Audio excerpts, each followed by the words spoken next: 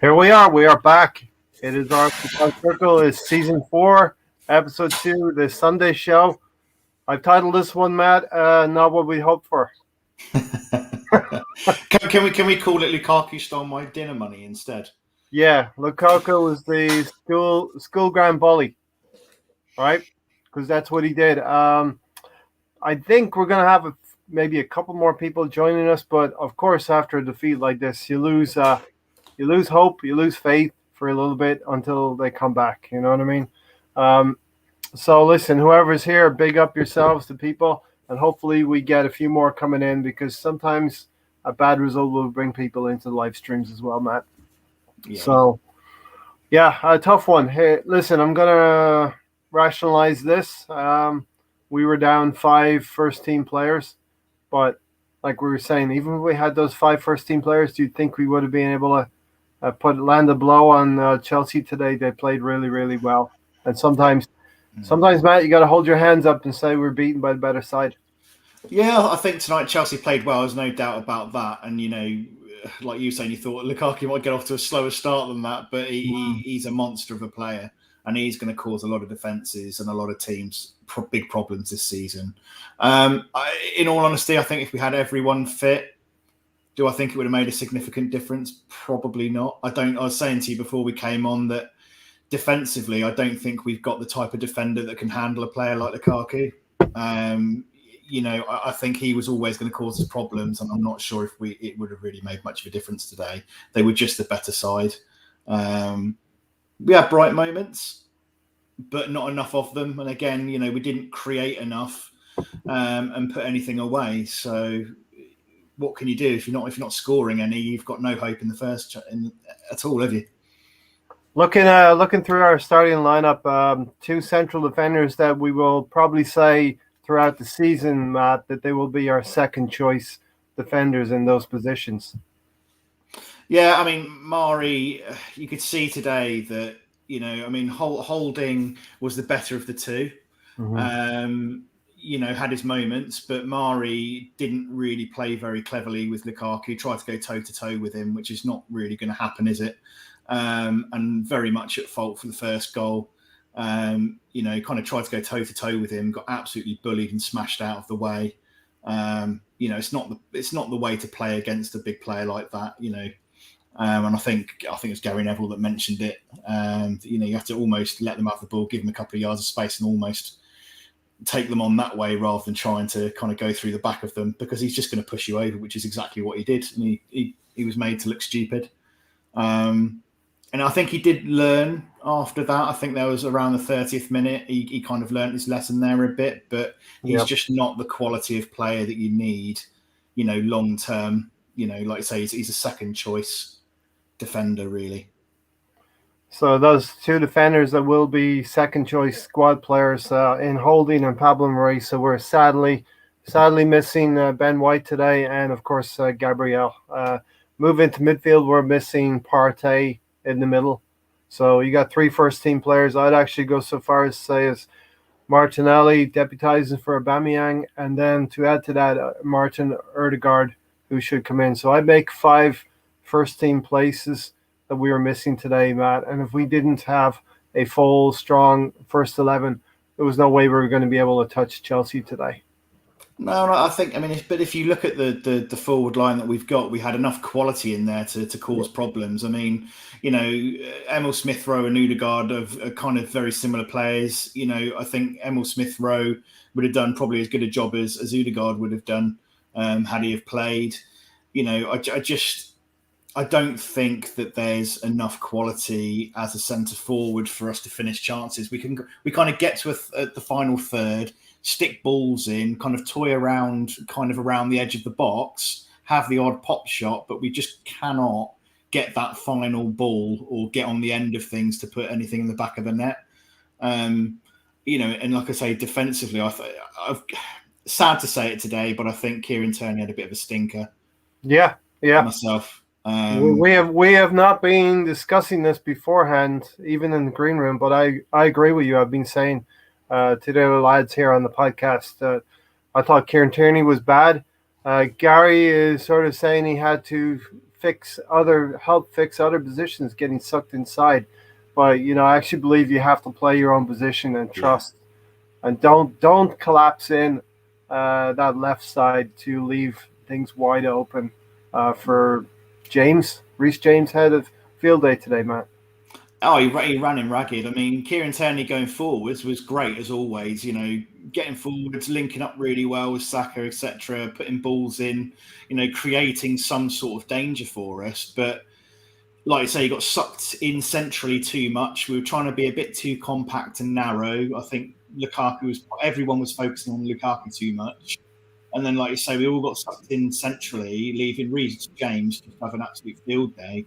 And I think Cedric did exactly the same on the other side a couple of times as well, and there you go. You get crosses into the box, and then you've got Mr. Lukaku on the end of it causing you problems all day long. We didn't defend very well today at all. We weren't smart about it at all.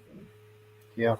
A lot of other people were talking about Bukayo Saka. Obviously, the gilt-edged sword, Matt, is international recognition for Bukayo Saka, but then it comes back to us late in the season, has to have a break, and he's probably using some of these games to build up his match fitness as well. And you can't really carry any passengers in a game like this, but Bukayo Saka will have come on for this game and the Brentford game as well. Yeah, he didn't look his absolute best. Again, he had some bright moments. I think he had a pretty decent shot, which was tipped over the bar, I think, on the second half. So, he was having a go when he could, but, it wasn't the really bright, energetic Saka, all over the pitch, everywhere. He had his moments, but like I say, like we were saying earlier before the game, you don't want him to have come back from international duty and then almost be overused.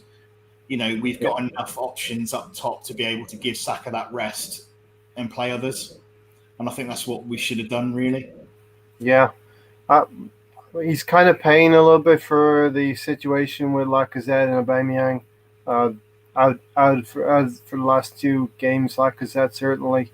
So that really digs down into your squad depth, and we were found wanting as usual again against Chelsea. Yeah, I mean it's like Russ saying there's no backbone in the Chelsea first goal, as easy as you like. Mm-hmm. From back to front, there was just no real spine there. I know Lokonga looked really good today, but we had no focal point and no one on the end. It's like we keep saying there's no one on the end of anything to put it away.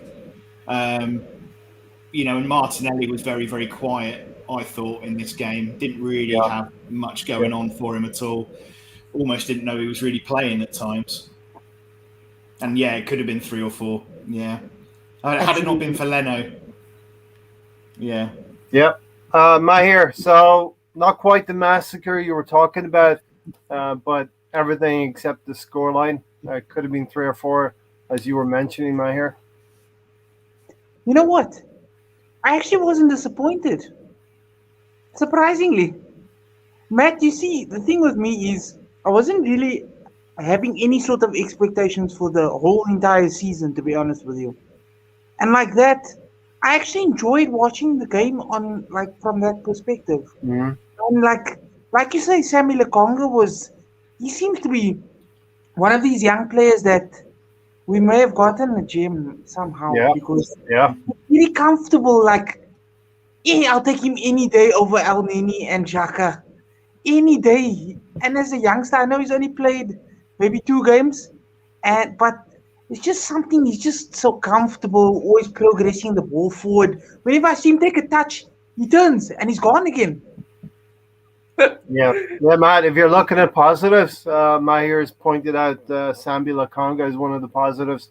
Emile Smith-Rowe kept trying till the end, and Pepe as well. So those are 3 for me that really tried today. I'd agree with that. I think, probably Pepe third, Emil Smith-Rowe second. I think I probably would put Lokonga up there as the player today that really stood out for me. Like Naya said, he was so comfortable on the ball. Never really felt like he was under pressure. He's going to give the ball away. He turns really well. As his back into players, never really gives much away. Always looking to get forwards. He just looks like a really solid, good player. Very, very impressive. These are the kind of profile players in Lokonga we wanted to start to target. I know West Ham had shown the way with Soufal and Souček. They were I think one of them at least was captain of their side, and the other one was recommended by the one that they got. So we're starting to profile, leaders in the dressing room. Lokonga was one with Anderlecht. And Ødegaard now a leader amongst the Norwegian national team as well, even at a young age. As Russ said here, no backbone. Chelsea's first goal, as easy as you like. Assembled. If we lose to City, I've heard it will be the worst start to a campaign since 1913, since this manager's breaking records I didn't know existed. I'm finding out about, but they are all negative. So all of the records, Matt, that we're breaking are negative ones. And, of course, what was I going to say?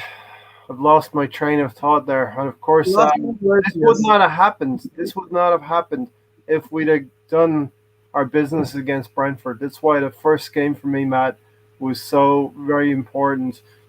We can rationalize a Chelsea loss, even a City loss, but that Brentford game was an anomaly for me. Yeah, it's a game that really, those are the games that you look to that, as a club, when you're looking at your fixture list for the season, you'd be expecting to win those types of games. Even with, the extra bounce of being their first Premier League game, fans being back in the stadium and all of that kind of stuff, you'd still expect us to go and win that game. And we have to, if we're going to start progressing as a club and actually climbing the table and having a decent finish, we have to be winning those kinds of games. Like you say, you can forgive a Chelsea or a City, because at the moment they are, but let's face it, they are on another level. Multiverses are universe. They are. And we can accept that, I think, to a degree as a fan base, because if we're going to accept this whole rebuild and it's going to take a couple of years, then, the likes of City and Chelsea, Liverpool are leagues ahead. But we have to win games like Brentford.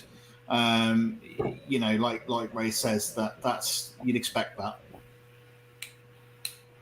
Yeah, I hear the only positive you can't take many positives out of this game. So this will not be one of the longer podcasts that we do because there's not a lot to take from this. But if you're taking something out of this, Mahir, it's basically a fixture gone that we had to get out of the way and accept. As Matt said, we're not in the first tier.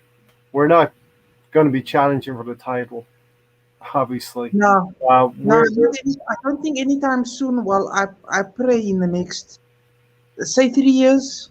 Mm-hmm. I pray in the next 3 years. But like I'm saying, guys, if we had gotten our business done, now, say for instance, Lokonga, and then there was Basuma, Awar, you could possibly go get Neves. You could possibly go and get Sabitzer for 15 mil. If we had gotten our business done and kept some of the players that are more goal-scoring threats, maybe like a Joe Willock. Joe Willock's not one of the elite best midfielders, but certainly miles ahead of Xhaka and El Neni. Miles. And the negatives about today also was the space left.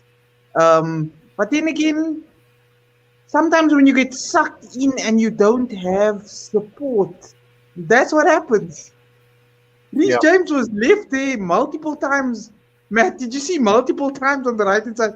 He was just left in miles of space. Yeah, Tierney, we were saying that Tierney had a stinker in that case. He came in. But to be honest, defenders, both wing-backs on both sides, came in far too compact, far too narrow, left so much space out on the wings. And like I say, Reece James just did what he wanted. And that caused us real problems. And I think actually at least one of the goals directly resulted from that. So, Matt, it's the kind of game, Matt, where you have to trust your other 10 players that are on the field with you. And obviously, Pablo Mari was having a very difficult game. Kieran Tierney felt the need to come inside and help and be compact, as you said. But Chelsea were tactically astute in knowing what to do on the field. Feed the space, and space will kill you in the end. Yeah, I mean, to be fair to them, they used Lukaku like a dream. You know, it worked like a treat. They knew what they were doing. You know, be very direct, get it into his feet, and use him to bounce off defenders and create problems. And they did it all game long. And we didn't really have an answer for it because we just don't know how to deal with that kind of player. No. Nope. Lumber Camp says here, we need to get Arteta out before the international break. Gary can't fully listen to the pod. He's on a Zoom call. Lumber Camp, the fans paid to watch that dross and didn't even boo the manager. We have such low standards. How are they accepting bullshit? It's mad. Absolutely. Rudy said, Lumber Camp, that's a dream, mate. No way these owners are sacking him this early. I think we have to come to that realization that, like I said on the pre-game podcast, they put so much money into Arteta. Arteta is the project right now. You have teams that will buy a player and groom a player to be a project, but basically Arteta is the project at Arsenal, and I just can't see, unless things get really, really bad, I can't see Arteta getting sacked. And we have to wait now till the middle of September. I know Gary wouldn't like me to hear that. Tony's going to come on now. He's not going to like to hear that, but that is the reality.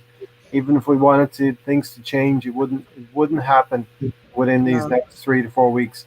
Usambo said Arsenal are tactically inept, years behind. Arteta in for things to remain the same. Tierney won't make the City game, so our main players will be missing. Did he pull up with some kind of an injury at the end, Tierney? Yeah, he came off. I didn't see exactly what the issue was, but he did kind of half hobble off. Yeah. So I don't know if anybody else knows what that was, but yeah, he did end up coming off.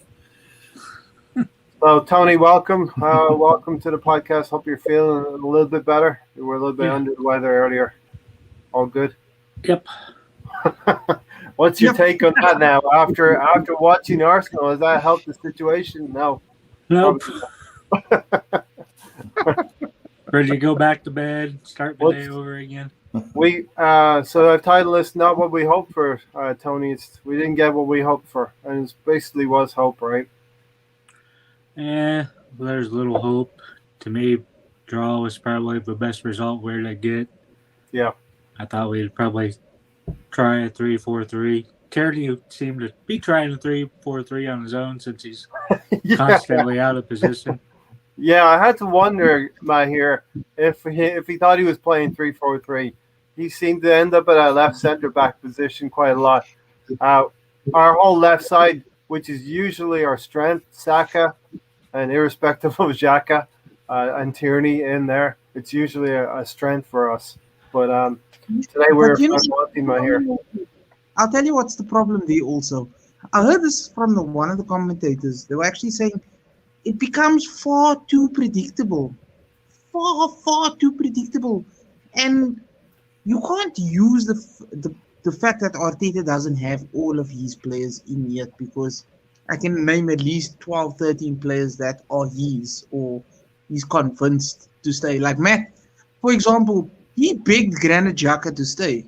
He begged Bellerin to stay. And he gave him new contracts. Yep. Which is fucking utterly, it's very embarrassing. It's very, very embarrassing.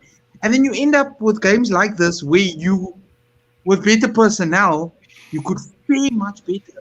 And then the excuses coming out also is, oh, Gabriel's injured, Lacazette's injured. Nah, man. Nah, there's no excuses for not having a squad ready. When you're at work, does that happen? No, we don't have a team ready, so we're not going to open our gates to all our customers and our clients. We're not ready to put up for business. Yeah. Matt, how do you see our overall approach going? It's kind of a mixed bag. As Mahir said, Arteta wants to hold on to a Granit Xhaka. He wants to hold on to a Hector Bellerin. Irrespective of how you feel on a lot of those players, they're probably not the future for us. And then in other areas of the field, we are moving forward. We're being progressive, bringing a Sambi Lokonga in, doing the right things, getting Tavares in to help Kieran Tierney at left back. But we're being held back by some players, and the attitude of trying to hold on to a Hector Bellerin for a year or a Granit Xhaka. Yeah, I mean, the reasons being given, to bring balance to the squad, a bit of experience, but go and get other experienced players. Xhaka wanted to go. I felt it was definitely the right time for him to go. Mm-hmm. He was caught in Mourinho all summer. Might have froze up a little bit there. Yep. We'll get through it. It'll come through in a second. Brady says A2 defeat incoming in Manchester. Hopefully we can keep it down to a 2-0 or 3-0 defeat. Lumbercamp, as soon as Arteta said he wanted to spend 80 million on Ben White and Ramsdale, the board should have laughed and slammed the door in his face, told Eddie to leave with him. I like that one. Gary's reporting from the stadium. Second match since we haven't seen a captain speak after the entire match. Wow. Pablo Maria speaking. He should be in a hospital after the assault that he suffered from Lukaku, Tony. The assault. Lukaku's a big, strong lad. Pablo Maria should go back to Brazil or go on Love Island or something. Absolutely useless. Good to see Alex back with us as well. And the thing of it, Matt, was we actually started pretty well. We started brightly. Yeah, I was quite happy with the start. The first, I think it was 4 or 5 minutes, we did start brightly. Moving the ball around. We took the game to them. We were looking like we were on the front foot a bit, and we thought, oh, hello, okay. There might be a bit of a game plan here. And then gradually, Chelsea started to get more of the ball, started to dominate us. And then the Lukaku battering started. And then from there on in, it was pretty much just let's get the ball to Lukaku and let him destroy our defence for the next half an hour, 45 minutes. And we had a bit of a bright last kind of few minutes of the first half. Again, first 5 minutes of the second half and the last 5 minutes. It's just spits and starts first 5 minutes or so. Yeah, but it's just not good enough, really. The players who were out there today were good enough, really, to challenge. Yep. The players that are out injured, I don't think, like we were saying earlier, would have made too much of a difference. I don't think any of those would be game changing, apart from maybe Partey.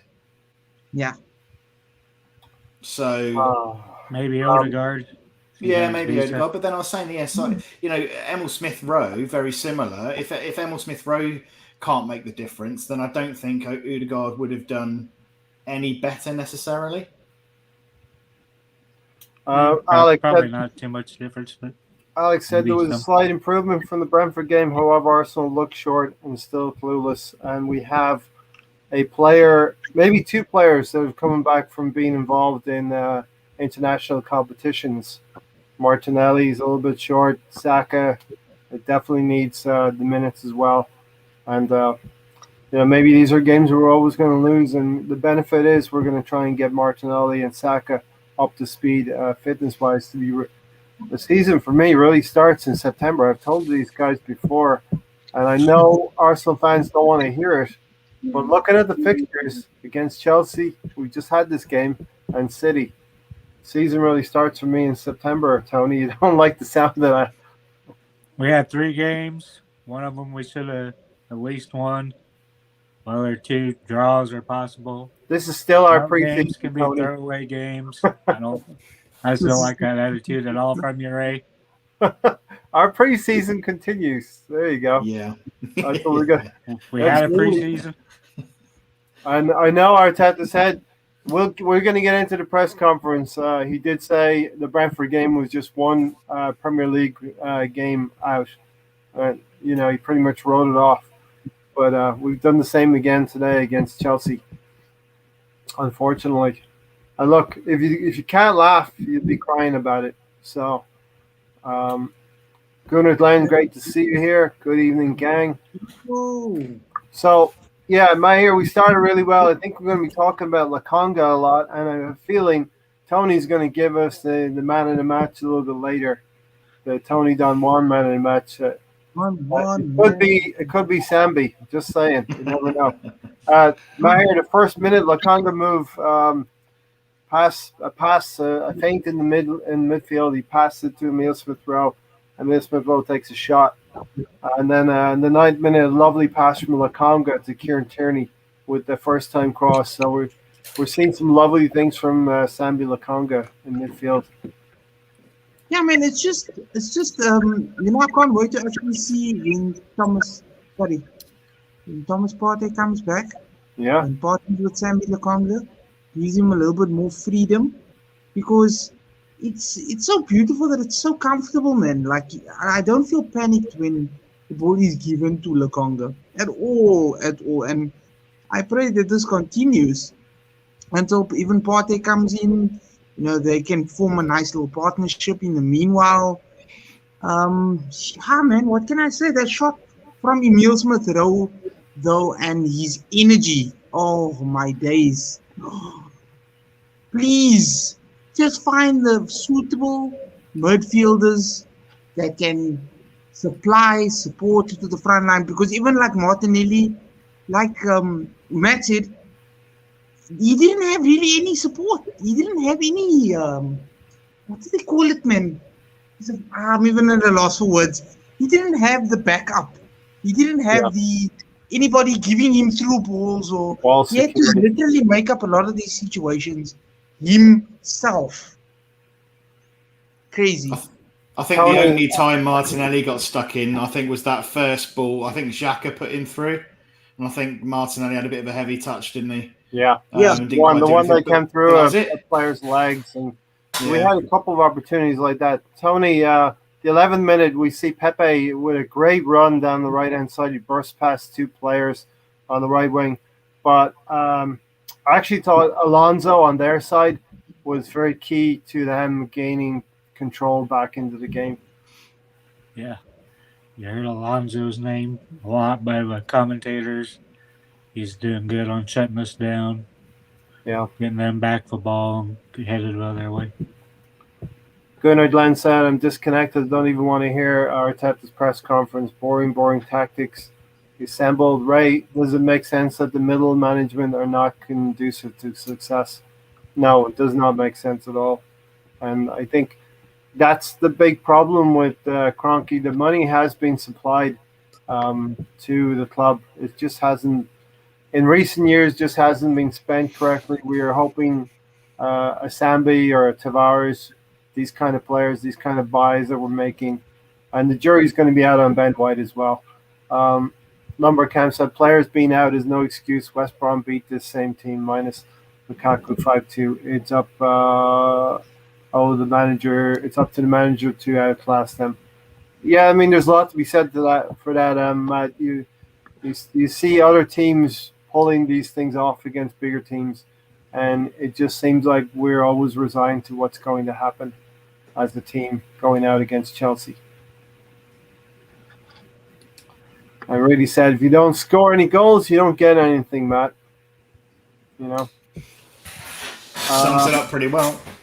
Question, do you believe Arsenal had preseason that they actually worked on improving themselves? Questionable, right?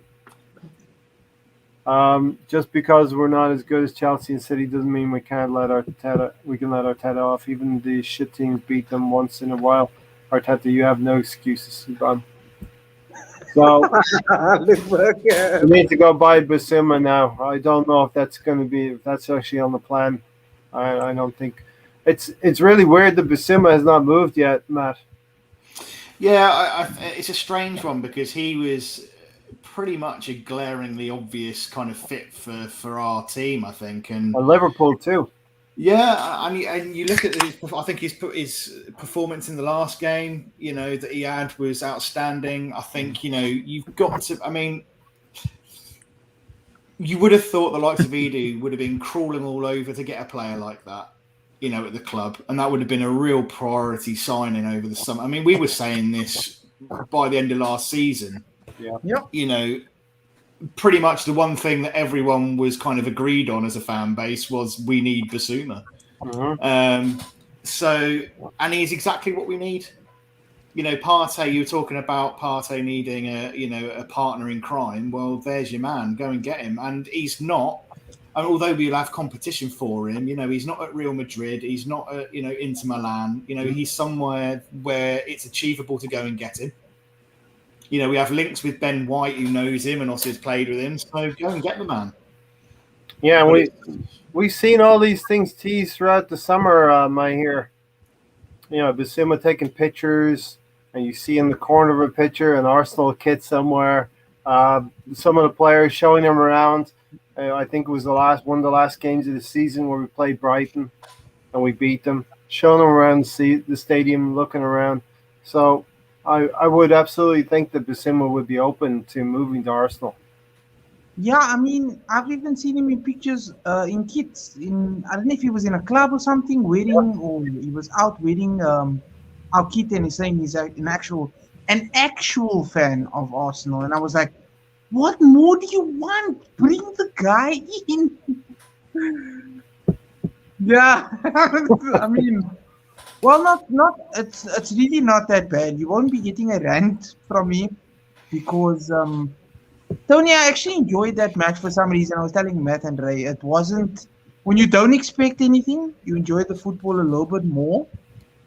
And I could see some sort of heart, but it's still Arteta out, Willian out, Xhaka out, Rob Holding Manchester. Let me put, like Isambo kind of said here, if I had told you, Arsenal's going to go to Brighton and spend 50 million this summer, who would you have thought that we would be picking up? Immediately Basuma. If not Basuma, then Lewis Dunk. It might be late, but I'm just saying.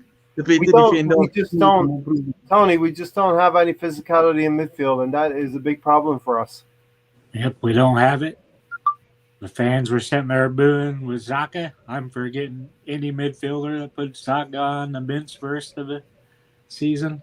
We definitely still need a central defensive midfielder. We've all been shouting for it. I still want us to play a 4-1-2-3 where we have a sole defensive midfielder and have Odegaard, Smith Rowe, Partey, whoever running up ahead. Yeah. The jury is going to be out lumber camp on Ben White, but you think he will get exposed in our system. So, Matt, we're going through this game. A bright start from Arsenal. I thought we played well the first 10 minutes. Chelsea's Alonso playing well. I thought he wrestled the game back a little bit from us. And then the 15th minute, I'm hoping for offside. I'm looking at that, hoping there's an offside somewhere, but perfectly legal goal and just too easily carved apart. Yeah, bullied. Like we were talking about earlier, Mari just gets absolutely bullied off the ball, manhandled, and you see him almost Superman flying through the air on the floor as Lukaku just brushes him aside. Holding is nowhere to be seen. Obviously, like I say, I think it was Kieran Tierney who actually allowed that play to build up. And we had no answer to it. It was just all too easy. There was no real fight, no real chance for us to even try and attempt to block that goal. It was just too easy. And then they'd worked us out from then. From minute 15, that was right. This is what we need to do, and this is what we're going to do for the rest of the game. Yeah. I'd love to watch that game back again and sort of see if there's any clues with Tuchel sending some message through, or maybe they just worked it out on the field, how they were going to do it against us, barking like a little chihuahua like Arteta does. All or nothing is going to be interesting. Definitely the first couple of episodes will be interesting. Lumbercamp, but we do hope that things pick up in September for us because, a lot of fans are giving Arteta 10 games, myself included. And, we got to pick up after these games. Can't give him that long, Ray. I was watching the game with a Chelsea friend. Even he was feeling bad for our club. We're beyond bad now. It is bad. That's bad when you know that rival fans even don't want to banter you anymore. They don't want to banter us because they feel so sorry for us, Mahir. It's gotten to that extent. Amazon's going to have to put it in the X-rated section. The amount of times Arsenal will get oh dear. So, Mahir, a lot of Arsenal YouTubers or podcasters won't want to call out Kieran Tierney, but we kind of have to. Yeah, I know. In a team where you have 5 first-teamers out, you're relying on your better players to play their positions. I feel like he tried to do too much in this game. No, what happened at that first goal was he was sucked in, and he didn't look over his shoulder. You're supposed to have that almost spider sense. Mm-hmm. You're supposed to be like, oh wait, hey, where are you? No, you're not going anywhere, fam.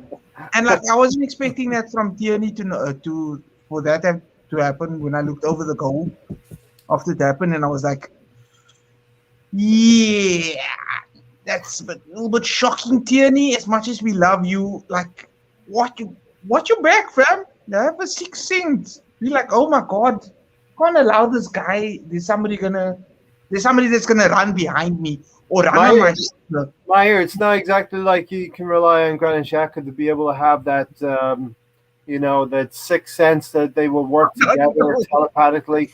When Tierney goes inside, Xhaka will drop. It doesn't really happen that way, and Xhaka is that kind of midfielder who's sometimes caught in space. Because these players are not good enough. We've said it so many times. Not good enough. The recruitment, I think it was Lundbergkamp or somebody said, the recruitment is criminal. Yeah. Because that's exactly what happens. Yeah. If you want good players, if you want to improve, you need to get better and better players. Not players that are on the same level, or beg and plead with players that have literally shown us the middle finger. Literally even showed the middle finger to the people that have supported him since he started at the club. I mean, that alone is, you deserve to be locked up for those crimes. Istanbul has posted here, Lumbercamp, but you've not seen he can play right back. So Chambers, Bellerin, Ancient Maitland, Cedric can fight for the right back position. Don't worry about the midfield. The defense will be strong.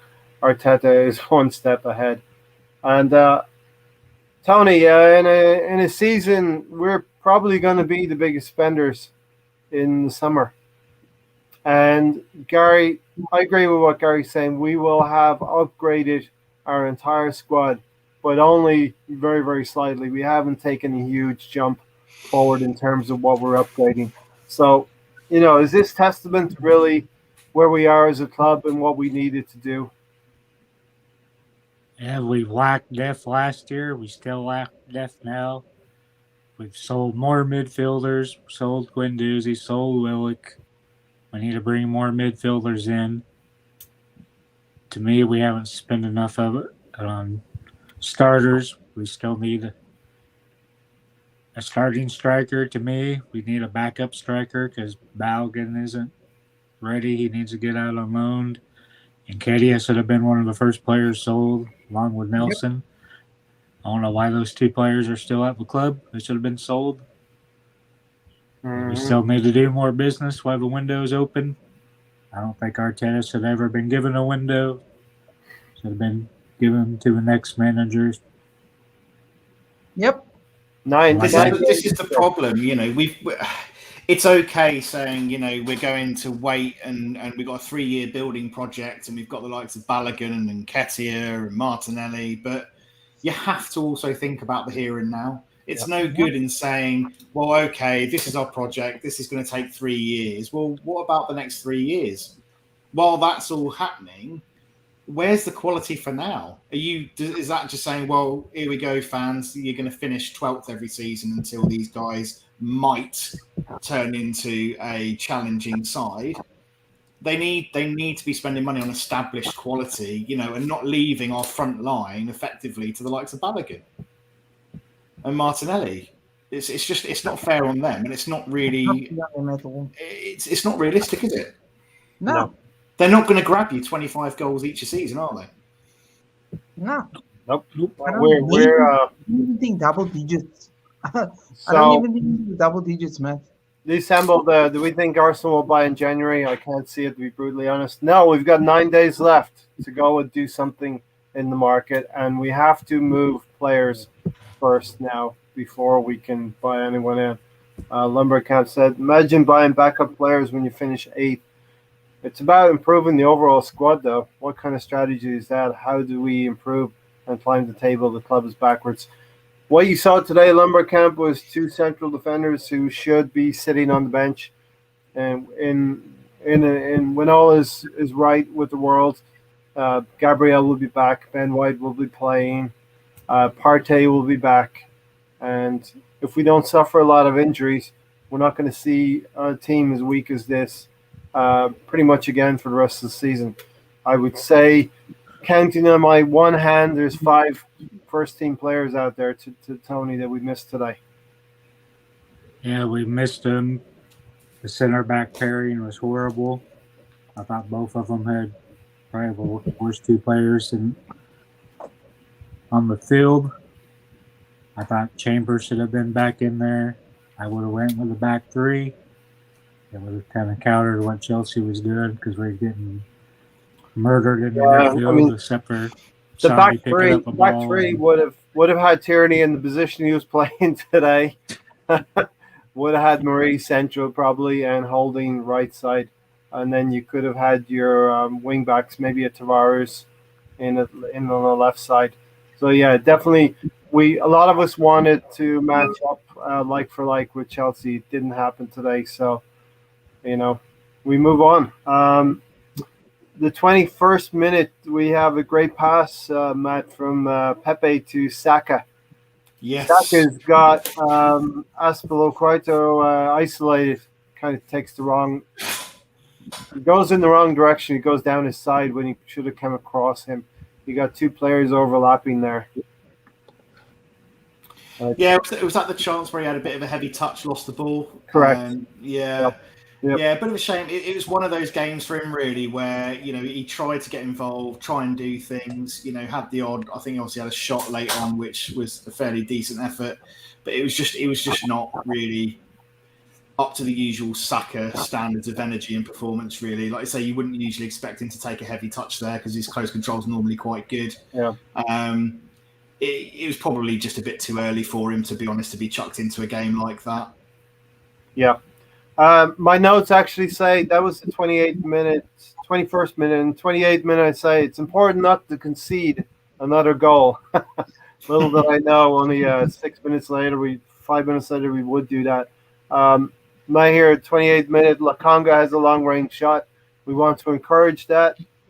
These players taking shots from distance as well.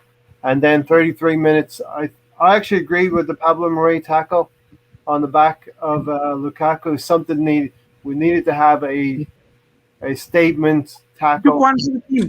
Take one for the team, but it didn't seem to inspire the rest of the team, and that's a problem with our team here. Yeah, man. Like sometimes you just have to do what you have to do. It just goes back to not being ready. Like I would say if we were a little bit luckier, maybe Emil Smith-Rowe could have scored. But yeah, man, like you say, sometimes you need to do what you need to do. You need to show state of intent. Charlie Harris is here. He's carrying forward the prison break thing with you, my here. So he's better off back in prison with these performances. Tony would probably throw a few of our Arsenal players in prison after that performance today as well. We think Pablo Mari's gone to hospital. Just joking, Spooner fans. He got brutalized by Lukaku today. What happened to your favorite player there, Ray? I always thought Pablo Mari could do a job, but obviously against Lukaku, I don't think he's going to be the only defender this season who's going to come out the wrong side of Romelu Lukaku. you know. Tony, there's a question here from the Assemble. I'll give it to you first. Can anyone on the panel or in the chat explain why Arteta and his gang should be in a job? Tony, you're the man for that. Well, I've probably been the biggest one on Arteta out. There's no reason he should be out of the club. Should have been sacked this summer. Wasn't good enough. Now we're going to be sitting there probably in 15th or something when the international break comes around in October. The second one. He should be sacked. He should be sacked by then. Here's my position on this. Now you're interrupting me, Ray. I'm just continuing the conversation. Go ahead. He goes and hires his buddy from City for set pieces. We're looking horrible on set pieces. Who knows what's going on with the under 23 coach? Just all over, everywhere. They're just not the quality of staff we need. Still need 2 new board members. Still need a director of football. Just everybody's over their head. Tony, is that an IPA you just finished drinking? No, that's a Dr. Pepper Cherry Zero Sugar. No beer yet. I need about 2 of them. Okay, I guess, Matt, you and I might be the best person to rationalize why Arteta is still in a job, because we're probably the more positive of the 4 people in this panel here right now. I'll start. It's getting to be a harder and harder thing to do is to justify Arteta's existence at Arsenal. I'll go first. I refuse to believe that Mikel Arteta is a worse manager than Ole Gunnar Solskjaer. The difference being Ole's got a team, and he's got a team that's playing well together, and Arsenal need to find, and Arteta does need to find that mix, and I think we have to buy at least one more player to make everything mesh, make everything work together. Now, as we said in the pregame, whether that's a right back, whether that's a central midfielder, whether it's a striker, any one of those 3 would probably improve our team again if we get a decent player in those positions. So I just think a year ago we were talking about, over a year ago, let's remember a year ago, Matt, Ole Gunnar Solskjaer was being beaten 6-1 by Tottenham. And I'm not saying that there's going to be some switches flicked, that it's just going to all come together for Arsenal, but Ole put it together. Why can't we do the same thing in Arsenal? Yeah, I must admit I struggle at times. I want Arteta to succeed so badly. I really do. But I think, it's not just down to Mikel Arteta. He's fairly inexperienced. I do believe he is a good coach. And I think with the right structure and experience around him, which any manager needs, like you quite rightly said, I fail to believe that, he's any worse a manager than Ole Gunnar Solskjaer. Mm-hmm. But the difference there is that they've got an established hierarchy, experience there around him, to deal with transfers, to deal with all sorts of things around the club, which Mikel Arteta just doesn't have. And we're a bit lost in all areas of the club, really, I think. And I don't think all of that sits with Mikel Arteta. And like I say, we've spent a lot of money this summer. I don't think he's going to be pushed out the door anytime soon. Yeah, unfortunately, those who are hoping for a managerial switch, they're going to have to wait for at least another couple more months, I would say. September and October. Tony, I know this panel here, this podcast reflects the vast fandom of Arsenal. You're going to get people like Matt and myself who are a little bit more optimistic, want to see, but we're being realistic. We know what we're looking at, right? It's not no great white right next now. Weekend. And then all the way to Matt here and Tony, who want change tomorrow. Yep. Lombard Campbell, Arteta's literally the worst manager in the league. Steve Bruce is the only one you can argue who's worse. Let me get through a couple of comments then, Tony. Arteta's a yes man. Maybe that's what Yeah, no maybe about it. That is what the Cronkies want, for sure. Should have been sacked after Villarreal. Cannot argue with that. We should. It's my opinion, Matt, that we should have won the Europa League last season. We had a really good opportunity to do that, but to be honest, I think we were quite lucky to get through a lot of those games. To be honest with you. Oh yeah, yeah. We rode our luck, but you've got to take advantage of that and not put Xhaka in a left back. Well, we had a really good opportunity to do something there, and we bottled it. Sadly, like you say, that was a really good opportunity. However, by hook or by crook, we got to where we were in that competition. And we really did need to push on and actually go on and win the thing. And I don't think we would have had much more of an opportunity to do that than we did last season. So, yeah. Let me get to Tony. You wanted to jump in there. Yeah, 2 points. You seen what happened when Fat Frank got fired at Chelsea. Mm-hmm. Another just amateur coach, no experience. Change hands, starts getting results, ends up winning the Champions League. And the other point is Arteta just said White won't be available for City next weekend. Yeah. Probably following the COVID protocol again, so if you think it's going to get any better in the next 2 or 3 weeks, just batten down the hatches, everybody. Let's accept we're going to lose those first 3 games of the season, Mayor. And, let's call it I'm going to get castigated for this. Let's call it a 35-game season. It's not a 38-game season. Unfortunately. Right, just keeps picking out them excuses. Daniel goals. There'll be no excuses for me at the end of October. We'll have had a good mix of games. We won't be playing City and Chelsea every week.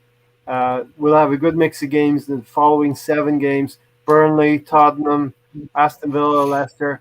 These are the teams that we will be vying for: Tottenham, Leicester, West Ham, Villa. These are our real competition right now. Arteta and Edu are the ones that have spent 130 million. No one else. Right, Daniel. Exactly right. Steve Bruce is better known for his presser buffets. Ready. Arteta has his own team now and has been backed. He's led us to back-to-back 8th place and has no style of play. Can't argue with that. Throw in an FA Cup as well. Can't forget that. Whether people call it papering over the cracks or not, these two would probably do that. Papering over the cracks, right? Yeah. Yeah, especially considering what happened after Villarreal. What have we gained after winning those cups besides something to put in a trophy case? Nothing. That's what it's all improved at all.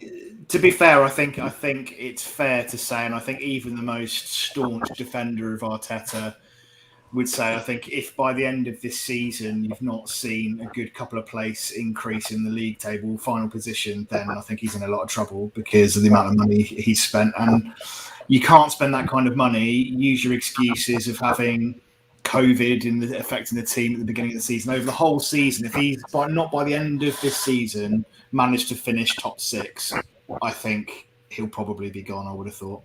Yep. Lumber Camp, you're right here. Aubameyang and Martinez, and I would throw David Luiz in there, single-handedly won that FA Cup for us. The issue is that Arteta didn't... Don't forget Niles. Arteta did not get in the way of that. He was part of the reason that we won the FA Cup as well. Even if he's just standing on the sideline and not getting in the way of something, that's important too. Lennon wouldn't be a surprise, and that is the surprise. Gunnar Lentz said, what happens if Norwich beat us? That's going to be, you're getting towards the untenable stage then, if Norwich beat us at home, Matt? Again, it's not good. It's not good, no. That would be our fourth game. I think, the pressure would be on again. I think fans now back in the stadium, I think, people would start getting on his back and you'd hear it in the stadiums. Again, I'm not sure whether they would actually go through with that and get rid of him, given the money they've invested. I don't, to be honest with you, and I don't know what it would take for the Cronkies to push the button, given what they've spent this summer and how much they've kind of backed him, I don't know what their line would be. The problem is the Cronkies look at our club as a business more than supporters. It's like they don't see us. But surely results breeds money, right? So, if you're top 4, you're in Champions League, Europa League, you're getting more revenue and income. It doesn't help them by us being, a mid-table club or finishing outside, say, the top 6 or the top 8. It doesn't help them from a revenue perspective. So they should care. So you would have thought that, where is their line? I would love to know, what is the line for them? Where do they draw that line to say, right, enough's enough? So I would go so far as Sorry, Ray, I'll see if I can get Josh on the phone later on. If it's not late. If we don't make top 6, and to follow on from your point, Matt, if we don't make top 6 this season, he's going to be gone. Yeah, absolutely. If we don't see some improvement, we don't get into Europe any way, shape, or form. Winning the FA Cup would probably be the minimum to get back into it if we finish outside the top 6. Daniel Gold says here, Chelsea are how a big club is run. And Tony will agree with you there, Daniel, but you got to look at, you got Chelsea and you got City. These are two teams that are built on steroids. You've got unlimited funds pretty much at City. Kroenke's worth just as much as Chelsea. Yeah, and the Glazers are worth just as much as well, but they don't pump as much money into things as Chelsea and City do. I would rather compare us, and it's more comparable to compare us to a Liverpool, a Manchester United.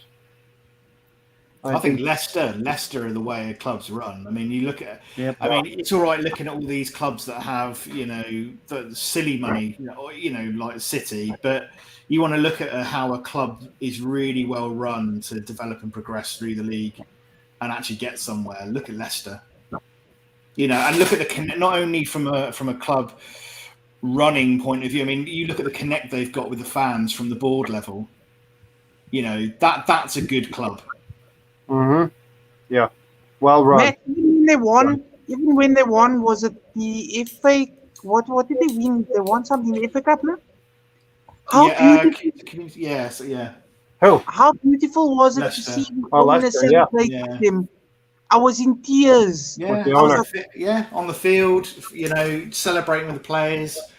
There's a clear connect with the fans and the club. It's brilliant.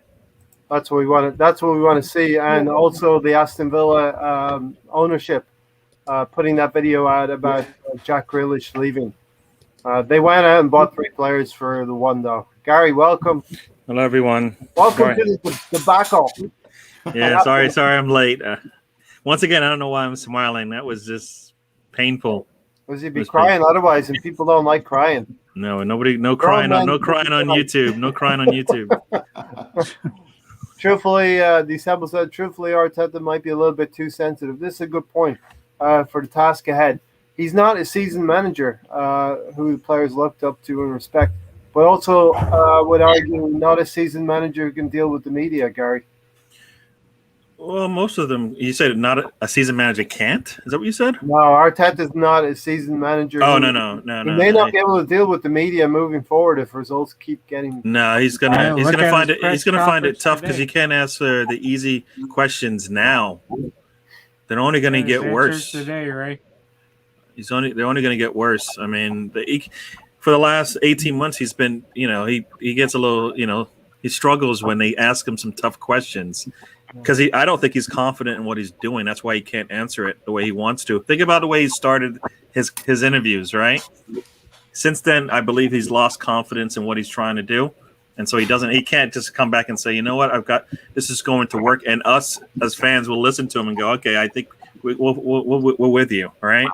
If that was Wenger out there talking and he said, they lost 8-0, you still kind of thought, you know what, maybe he's still got a little bit something in there, right? No matter what he said, no matter what the result was. Arteta's still learning. He's still learning this. He's still figuring this thing out. And it's a tough way. And he doesn't have, I'll say it again, and I'll keep saying it. He doesn't have the support And I don't mean players. I mean like management above him and below it, like assistant coaches below him and managers above him.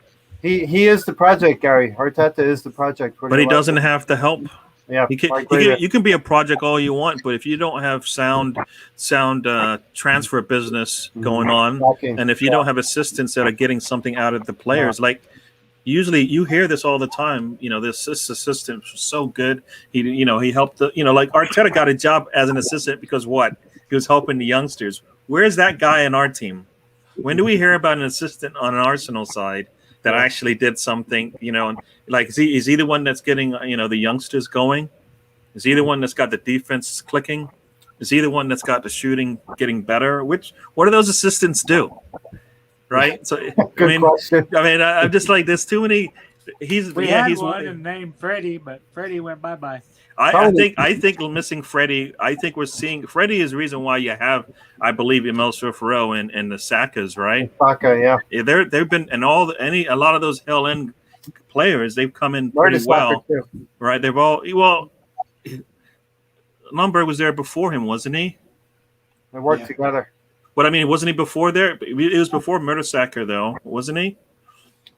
Mertesacker is the academy coach, and Lundberg was the under-23 coach, right? Yeah. So they worked together. I know they work together, but I think Lundberg's been there longer, I believe, with the Arsenal system. I don't know. I'm just guessing here. Tony, what do you got? They've been there about the same amount of time. You wanted to jump in on something here, Arteta, on whether he thought. Did you listen to the press conference or something? I was watching it. Just Arteta, whether he thought about playing a back three. I did think about all of the options that you can imagine. But as well, we were hit by COVID as well this week. We weren't hit with it last year, and he played it both times, and it worked for him. So he just thought he could go with what he wants to do, and he's been found out again that he can't do it. Everybody in the world thought he would play a three in the back just because that would make more sense with this type of a team. I mean, did you look at their bench? They showed like three players on their bench that would start for us over and over and over again, and it's like. Gary, what? I tried not to look at their bench. Conte came off the bench. Think about that. He didn't even play. I saw him. This is a player we could have gotten instead of the one we have in midfield as well, After $4 million less. We've beaten those teams playing three at the back, and we beat Chelsea playing four at the back. Yeah. But this is the difference, right, between those teams now. The Chelseas, the Liverpools, the Cities, they have such strength and quality and depth. That's why they are so many leagues above us in terms of quality. We're nowhere near that, as a team. Yeah. But you can't. But you got to play. You got to play to what would be a positive. I don't think you can sit back and go. Because they're so much better than us. We're just going to try to play our own way, even though you might. It looks like we couldn't have done that today. It looks like we should have gone. Like I always thought, three at the back was where we would go anyways, because he just doesn't have the players anyways. Regardless of it's 18 months and he still doesn't have 11 players he's settled with, so he still doesn't have players that can fit into that four at the back. So I mean, when you go to Chelsea today and you've got the likes of Kolasinac on the bench, that right there. It's. I think who didn't make the squad because Kolasinac did make the squad. That's more of the question. Good question. As well. Is this the 21st best player we have in our squad, or 20th best player, whatever it is? You know what I mean? Gary's goes to Turkey to protect us. What was the crowd like at the Emirates, Gary? Oh, I wish I was at the Emirates. This is actually in New Jersey. This is Red Bull Stadium. So this is Arsenal came to play probably about 3 or 4 years, probably 4 or 5 years ago when they were doing the tour. And so I got to see Henry play. Excellent. Yeah. They were playing Arsenal, of course. So Arsenal won that day. Lumbercamp said we need a director of football who actually knows football. Give Edu a couple of cigars, a barbecue, a jet ski. Tell him to do one. Yeah. That's a good point. Who was on Arsenal's bench? Revenite's here. Did you guys see Agent William just liked Chelsea's post to the full-time result? Nice one. He's mugging you guys off. That's not a good look. It's never a good look, Matt. I mean, I guess that's okay, right? In this day and age, team players are so nice to each other. But I mean, he's not even. Was he on the bench? I don't think he was even on the bench. No, he wasn't on the bench. No. Prediction for West Brom. We'll get into that. We'll just preview the cup game coming up this midweek. But surely, Tony, we get our first win. I'm going to stop calling you Shirley. I'm going to start calling you. I don't like being called Shirley. You have curly hair. It suits you. It suits you. Gary, any final thoughts on the game? Because I didn't want to spend too much time on this. I'm gonna say some things that will get some steam coming out of your ears. All right, so let me get my say. I think you guys probably covered a lot of stuff. It's just one, what was Not painful. enough, Gary. No, what was painful? No, what was? I'm not that. I can't get mad anymore as much as I would like to, because we knew what would happen if we didn't play a specific way, right? We played a specific way. We knew how the game was going to go. This was, all right, we'll play forward to back, and hopefully things will work out. The first, 10 minutes of this match, we looked promising, right? It looked like, you know what, maybe this will work. But then eventually, it kind of like anything else, after 10 minutes, we go away from what's kind of kept them at least at bay, and then we break down. I mean, we break down with players that should know better, right? That whole back left side with Tierney, Xhaka, Saka, and I think Holding, they all kind of just weren't there. Tierney's in the middle. He looks like Gabriel when Gabriel was sitting there, like, why is Gabriel not doing anything? It's because he's out. He's got no support. It looked like that today. Tierney was out there twice. He had to pick between two players, and he had to pick the most dangerous one, and then they go to the other place because they're a good team. So, and we eventually fixed that, but it's too late by that time. We had opportunity. Before we even fixed it, I would just say Chelsea got 2-0 lead and sat on it a little bit. Well, and we had opportunities to score once again, right? We get the ball in dangerous areas. We just don't put. We had we got 6 shots in this game. Nah, not good. Rob Holding was our most effective forward, and that's not just like the last match when you've got players who are in good positions to score and their names aren't Aubameyang, Martinelli, Pepe, Balogun, Pepe. If it's not those names, then we're in trouble, because Holding, like, he's had those same opportunities multiple times. He just never gets his head on it. So those aren't surprises for us. So I could be more mad, but I guess I'm just like, you know what? I didn't think we were going to win coming in, right? And I didn't think we were going to lose. The game was going to look this way, but we always get surprised. So, and that's kind of where we are right now, right? We're Gary, is it accepting mediocrity if I say to you, this is another fixture gone off the list? We don't have to play Chelsea till later in the season. Is that accepting things? No, I think we can play better. I believe we can play better. Mm-hmm. We haven't played good in the last 2 matches, and it has nothing to do with COVID, nothing to do with injuries, none of that. He had a whole month with a lot of these players to get what kind of football he wants in sorted out, right? So they need to play better than they did. I think they can do that, and that's kind of that's a promising thing. Is he the player, the manager and coach to get us there? That's the problem, right? Yeah. He needs to find a way to have these guys play much better.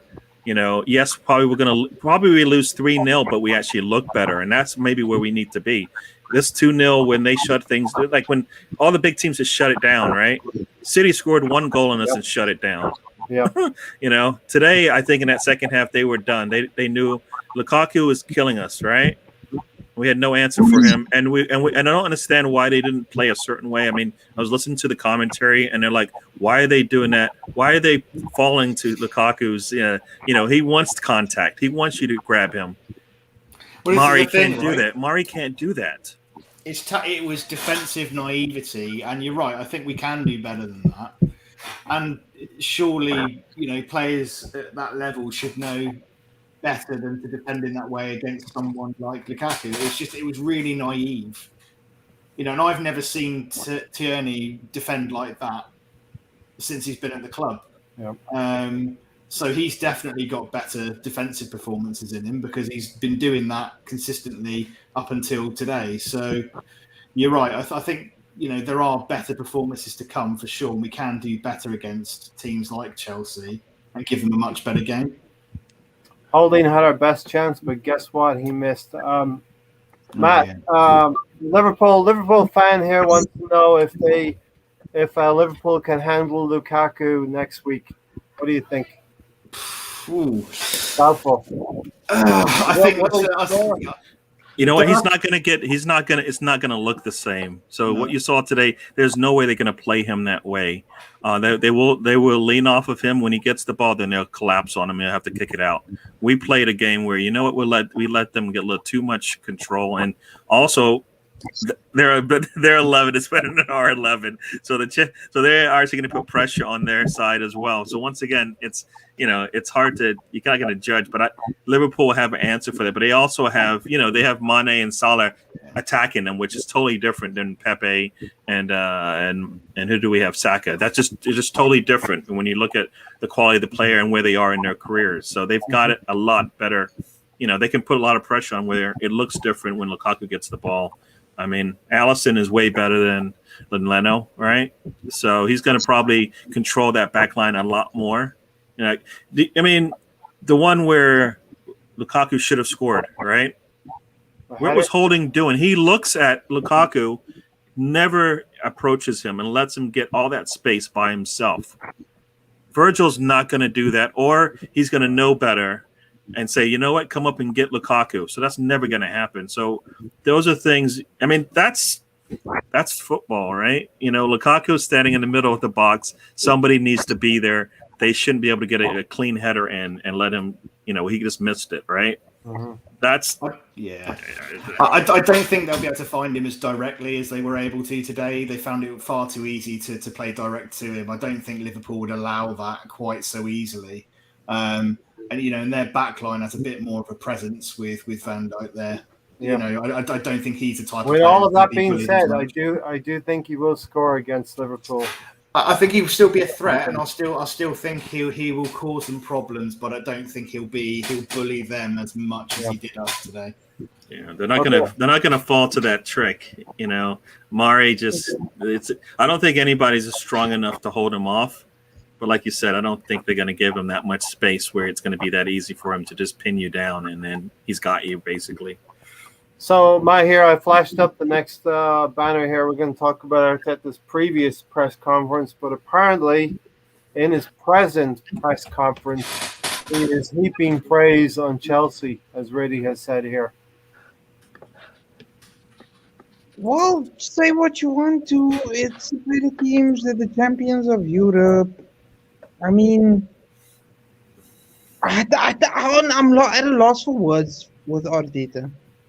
He says idiotic things at press conferences. That's why we disagree. Arteta in or Arteta out. Yeah. You can say that he should be given a chance. I'm saying if you want to be a top club, Gary, Tony, if you guys want to be a top club, you should be ruthless. What did Chelsea do? Chelsea got rid of Lampard. They brought Tuchel in. Tuchel was struggling for a little bit. Boom. The champions of Europe, as in Champions League. You hit on a good point. You hit on a great point there, Mahir. So I'm going to go around the table here. Tony, Arsenal mentioned, and Arteta actually mentioned that we need to be ruthless this summer. Do you think we've been ruthless? No, because we still have all these deadwood players we can't get rid of. What is ruthless? What is ruthless in the context of Arsenal's summer? It's a very, very broad term. Okay. I know there's no answer to that question. What is ruthless, Matt, in that context? Sorry. I mean, I was just lost for words. Yeah, and I've just been half reading through the no problem. The press conference, The and script. it's just very vanilla. He fails to really just accept problems are there or issues are there. Throw some things out there, we can digest it. Let's have a look. So it looks like White isn't going to be available for City. No surprise. Arteta on whether it's fair to judge Arsenal right now. We cannot control that. We try to explain when we can what we are facing, but the expectation for this club is always that we will win when the players are back, and they will need some time to get back as well. Hopefully, no, see, it's a bad answer. He doesn't have any future like that. It's buying time, buying tickets for time. Or on the second half too, is this bullshit excuses. Yeah, it's so amazing when Matt says these things. I can just see Gary's reaction. Also, Arteta on the impact of COVID. They are trying their best, but at the moment, it's not enough to win football matches. Well, obvious statement, really, isn't it? Well, you know what? It's COVID. It's COVID today, but tomorrow it's ankle injuries and hamstrings and back and any number of things that keep a player out. So that's not. We know that's an issue for every team, right? If Pulisic and Conte played today, what would he say then? If we all are full strength and we lost 2-0, because it could look exactly the same with our full strength, anyways. And that's the problem he's not getting. And it has every team's losing. They had 2 of their starters out, just like we did, essentially. They were out, Pulisic and someone else as well. And Conte was out. He didn't start. I think he usually starts, right? Yeah. December Tony, Arteta's ruthless means giving Granit Xhaka a new contract. This could be a game. This could be an actual game. Well, no, ruthless is easy. You got to get, like you said, there's Deadwood. They got to get them out. If that means they have to pay them to go, then they pay them to go, because guess what? They don't want to play them anyways, right? They're going to pay their salaries to sit there and then waste away on the bench. That's just what's a waste of resources that you have. Just get them out. You don't want to play them, right? They don't want to play Kolasinac, but he's on the bench today, right? They really don't want to play him. If that was his, Sarah, whatever, see ya, then they did a good job. But his testimonial, Gary. Yeah, that Somebody thing. said that earlier. But there's players on the team. They don't really want to play them. They don't. They're not part of the future, anyways. You heard Xhaka during the Euros. He didn't want to be at Arsenal. Yeah. Then over £2 million. And he keeps talking about players coming here that want to be here, and then players tell you they don't want to be here, and then they're still coming. So So he's changing his rules, right? His non-negotiables that he talked about. He's changing them, and now his credibility is shot. Reddy says here, ruthless means sacking an ex-player and legend mid-season. It's a results business. Arteta's not going to fire himself, though. That's the that's the only way that's going to happen. Stan? He's like, what would that look like? Stan said, Arteta speaking like he's the manager of Brighton, West Brom, Watford, like he's not expected to compete with the big boys. I thought you guys were a big team. He's got that loser mentality like Bellerin. Having said all of that, John, we did win 3 games against top teams last season. We beat Chelsea twice, and we beat Man United. But we're going back in time again, right? We're talking about today, and every time we talk, back in the days, we won 49 in a row, but that doesn't matter today because we looked really bad out there. 2 matches, 0 goals, 4 against, 0 points. Guess what? Change that to 3 matches, 0 goals. Well, we haven't got there yet. You already we play Wednesday, right? So yeah, we'll win Wednesday. If we don't score on Wednesday, here we go. What happens if he loses 2-0 on Wednesday? We're getting towards untenable. That would be equal to Norwich. That would be equal to losing Norwich, as Gunnar Glenn has said. Who do we play on Wednesday? Do we know? West Brom. West Brom, yeah. Carabao. So come on. This is a softball, right? He's got to get this one. He's got to be able to make this one work, right? This is an underarm throw. There you go. Really is. This is a roller from the goalkeeper and mistakenly and gives it to the striker. You got to score this one. Come on. Gunnar said the fans were behind the team today. What game was he at? Everyone from the manager up are absolute clowns. Hi, people. Well, that was a lame performance from us. Yes, Mr. Bungle. It was not what we hoped for, which is what I put up on the banner a little while ago. Got to say, I love the name, though. We're getting 9.5 for Shaqiri, even though we wanted more. Why did you not do the same with Xhaka? You have to accept you aren't going to get the money you want. Yeah. But you know what? At some point, you got to take a loss because you want. If they could taken that money and use it to get a Basuma or anybody, right? What's the difference of £2 million? It's not that much. Yeah, not when you're trying to change the team, right? Once again, who's like I was saying to you guys in the chat, who spoke after the match? Not one of our leaders. Mari's not one of our leaders, right? That should have been Aubameyang. That should have been Xhaka. Pick one of them. One of them should have spoke after this game. 2 games, and still no leader has talked. No leader has talked. Marie is speaking. Tierney should have spoke. I mean, I don't get that at all.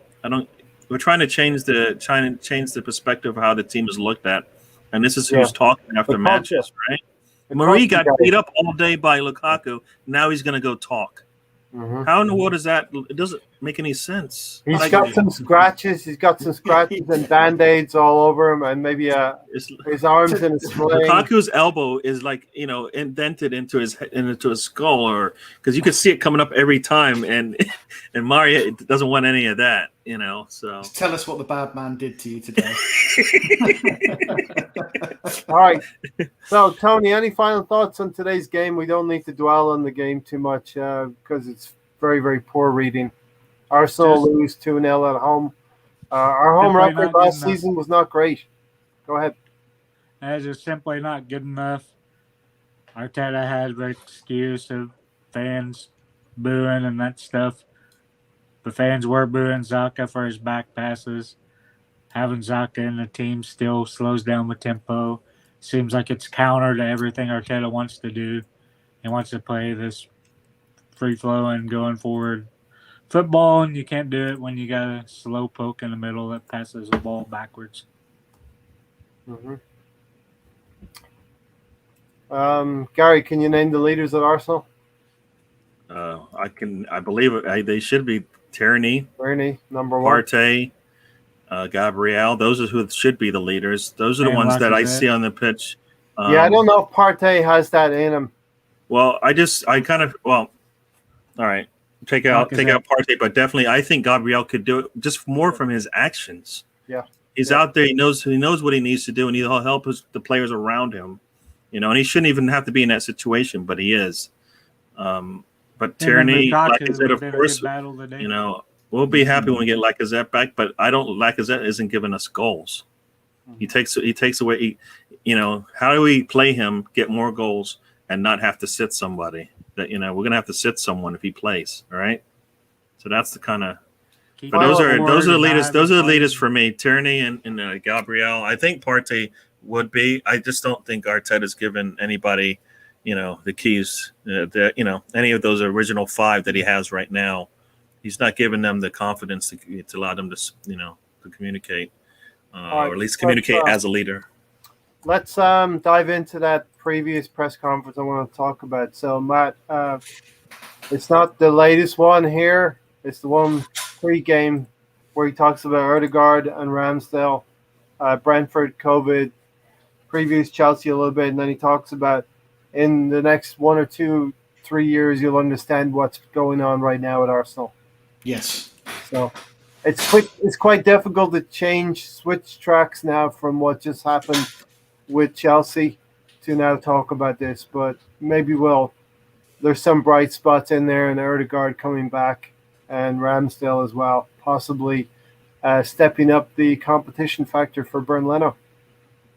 Yeah, I think it's really important to have that. I think Leno's kind of rested on his laurels a bit because he knows there's no one really there to challenge him. Runarsson was obviously a massive mistake. Kind of feel for him a little bit. It's not his fault that he was kind of selected to come to the club, but he's got no one there to push him, Leno. I think long term, Ramsdale is probably going to be our number one. It wouldn't surprise me if Leno left next year. It really wouldn't. We saw a really, really good save from Bernd Leno today. I'm not saying it's solely because we're bringing in a backup goalkeeper, but it's all going to help in him raising his level as well. Oh, you've got to have competition throughout the squad. And, we've all been moaning about the ability to play out the back. Leno's not really the guy for that. He's a fantastic shot stopper, for sure. But I think, if we're building a young squad for the future, and I know with our kind of homegrown quotient, I think, Ramsdale's your man, isn't he? And he's got a lot of experience for someone his age. I think he won Player of the Season twice. I think actually for the money long term, he's actually a good deal. And I don't really know why he's been given such a hard time. Yeah, I mean, I found it difficult myself looking at his play versus, I think the first game in the championship I watched that conceded a goal from a header. But now I'm sort of coming around to thinking he's a young goalkeeper. He's going to come in, settle into Arsenal for a year, Gary, let's say, and he's going to start to apply some pressure to Bernd Leno for that starting spot. And hopefully we do get to see his debut this coming week as well. I would think that Arteta will install him for the West Brom game. Yeah, I mean, I think – sorry. I was going to say the perception is that if you put that much money into a goalkeeper, he should be coming in to take the number one spot. So as soon as he's ready, he should play. And at the least, he should be playing the cup matches. So that's where he should go. I think he was ready to play this season anyways, right? So he should be ready to go. And it'd be nice to see him get in there and see how he does. And as far as what does he do a little different from Leno? Because there are a lot of things you can do a little bit different than Leno that I think we need. So we'll see how he is. I mean, you watch, once again, you watch a lot of his YouTube videos, watching all the shots that he's taken, stops and saves that he's made. It looks really good. I don't, is he a shot stopper just like Leno? I'm not sure about that, but he has made a lot of saves that I liked. And a lot of times it's one-on-one, which Leno doesn't ever have. It's barely ever an opportunity where Leno is going one-on-one. Yeah. That he makes stops like what I saw from Ramsdale and is able to get back on his feet after going down and still make another stop. So I think that that's promising. So we'll see how that goes. But I think Arsenal hopefully they're not going to hold on to two goalkeepers that are worth the same amount. I think that would be bad resource management there as far as your player management there. So he should get all the confidence he needs. All those people that are, saying the negative things about him, I think they're looking at the team and not him. So they're getting a little confused.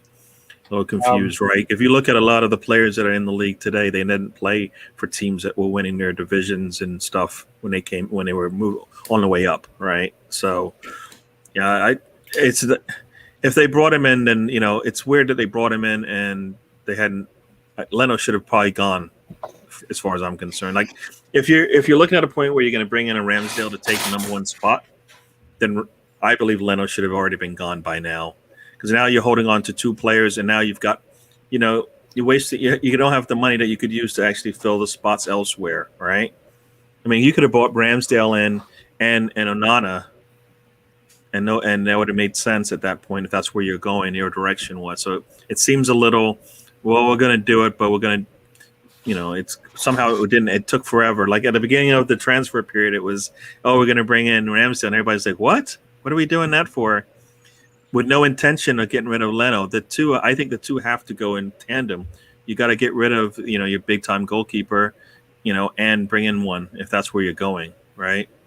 I believe so anyways. I think Arsenal can't be holding on to players because now they're going to lose another year. They could lose some more value on Leno when they do let him go, right?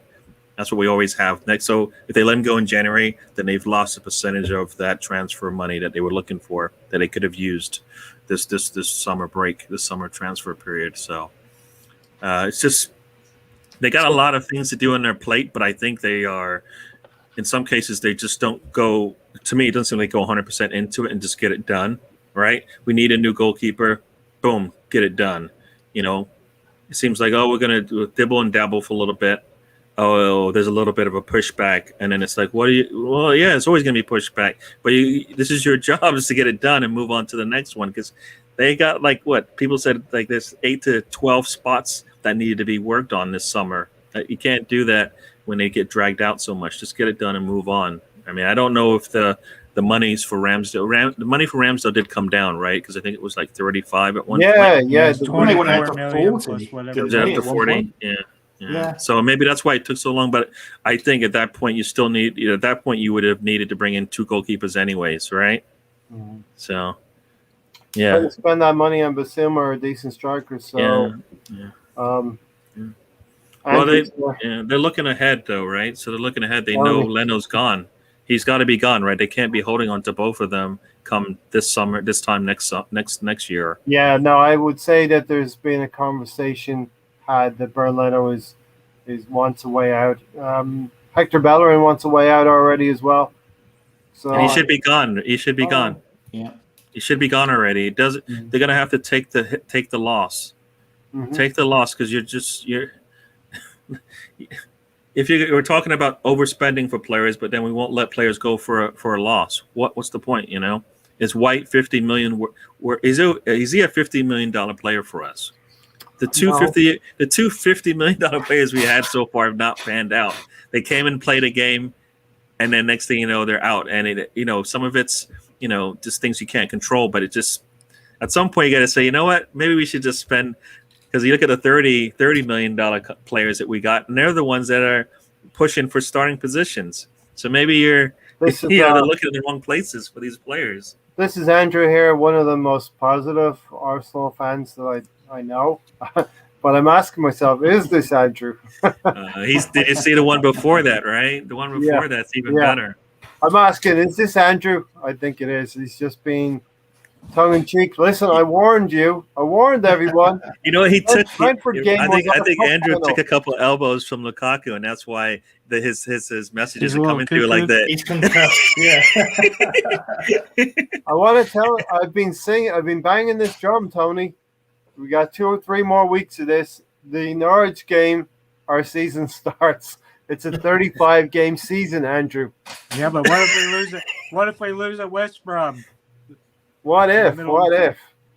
Oh, if we lose to West Brom, we lose to Norwich. His position becomes untenable.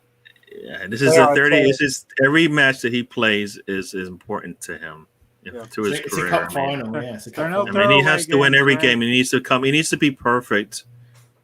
He needs to be perfect. Come up with a plan that makes sense for the players that he's got, and we'll get them to the win. Right? He's got to. Yep. That's his job. I mean, that's the only thing he's got to work on. That's. I got you, Andrew. You're being sarcastic. I got you. And with COVID, he doesn't have really. And I think we all have to be sarcastic for the next 3 weeks. No, I want us to win. I'm not being sarcastic. Every game we play, we're supposed to come out there and win. I tell you that all the time. You say you want us to lose and be sarcastic.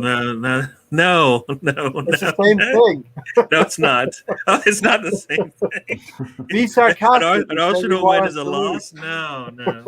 Reverse psychology. Okay. Mr. Bungle says, 58 years old, Ray, and this team got to be worse than one I've seen in all my years watching Arsenal. There's no cohesion. It's just predictable, sideways, backwards. I agree with you, Mr. Bungle. I haven't been supporting Arsenal as long as you, but I'm not far behind you. And I remember that team in 1995. I think we had to go to Easter till we pushed away from the relegation zone in Easter with a few wins. So tough times ahead, Tony. Tough times ahead. I'm going to West Brom. If we lose, he has to go. We've only got 2 bits of silverware to go for this season. Andrew can just drag him off a pitch and dump him off somewhere. Yeah. Losing to West Brom on a cold night in West Brom, Matt. That would be bad. It would be terrible, wouldn't it? I don't want to think about that. I've got as most people do, you have like WhatsApp groups with various friends who are fans of various different clubs, and I can tell you it's not particularly pleasant on that WhatsApp group at the moment, and I'm trying to avoid it. If that happens at West Brom or Norwich, I might as well throw my phone in the bin. Yeah, it's tough when you're involved with other fans and you meet that banter. Mahir will tell you he's meeting Manchester United fans back down in South Africa. It's not easy. Reddy said already feeling better that I'll be missing next weekend's game because of travel. Yeah, do something. Go out with your friends. Go out with your family. Don't watch that city. I'll be watching it. Just get blind drunk. It'll be fine. These are the podcasts we don't like, Gary, but we're contractually obliged to do them, right? Yes. Yeah, they people want to hear us hear what we have to say. Yeah. Exactly. We have to get it out somehow, right? Yeah. Got to get it out. West Ham are only 2 places below us, and they're flying. Top of their league, right? Well, as I've said, I don't know how many weeks Arteta and Arsenal can sit in the relegation zone before it be time to go. All right, This is going to be 1 week, and more likely 2 weeks, unless we can lose by just one, and everybody around us loses by more, and we just goal difference. But I think there's only 4 teams that haven't won, that have no points. So Ray, now say Arteta out. LOL. Tybe, check in with me late September. That's where I'm at. Wednesday night, late September. Right, some cold night on a Wednesday. Yeah. Okay. The other part, we talked about podcast if we lose Wednesday. Yeah, probably. Tony, Erdegaard, that's a good signing we got in the door. It's going to give us back some of what we had last season, some of the good stuff with Martin. But of course, we couldn't get him registered in time for this game. Yeah, but like Matt was saying earlier, him and Smith Rowe are very similar players. That'd be interesting to see how Arteta fits them both in there. We saw it last season. We saw Odegaard centrally and Emile Smith-Rowe on the left side. Yeah, but that takes away from whoever's out there on the left. Yeah. Domino. You know what it does? It knocks off the weakest players so they don't play in the... But those are our strongest players, though. Knock it off the weakest player would be playing our weakest player that Erdegaard... Erdegaard would be knocking the weakest link out. Yeah, well, that's for Arteta to fix, right? To sort out his best 11. He's as big as his hair is. First time in our history we've lost our first 2 games and no goals scored. Definitely, it's poor reading in there. Other things in this press conference, Matt. Let's talk about Arteta and talking about the bigger challenges he has had. And he said, quote, in a few years, we will look back at what happened and understand. Will he do it? Will he do it as manager, or will he do it from the sideline? Well, do you know what? One of the things I found really interesting, because I've got that on the screen at the moment, and I think I've had bigger challenges since I've been here for 18 months. Believe me, that's a really intriguing sentence from him. Yeah, I'd really like to know the information behind that. What's been going on? What kind of challenges has he been experiencing behind the scenes over the last 18 months that seems to be more challenging than what he's going through at the moment? I'd love to know. This is the worst start to a season for Arsenal, and he's had worse than this. Well, this is what I'm saying. So, I've had bigger challenges since I've been here for 18 months. Believe me. It's got to be player power and the clicks that have been going on in the dressing room. That's what I read from that, for sure. 1, 2, 3 years time, when we look back, we'll see a lot of sense is what happened. Mm-hmm. I've got to admit, I'm struggling to see it at the moment. Ozil, Mustafi, Kolasinac, Click. I mean, yeah, you can see that there's definitely been a ridding of some of the troublesome players and some of the contracts and things like that were not good for the club. He is building clearly a younger squad with some more leadership qualities in there. But are they actually good enough in 2 or 3 years' time? Only time will tell. And will he get the results now to keep him in a job for us to see whether that is the case? I'm not entirely sure. Yeah. Gary? Yeah, no, I mean, to follow on that point is, if they are better, then where are those 30-year-old players that you're going to be leaning on as well, right?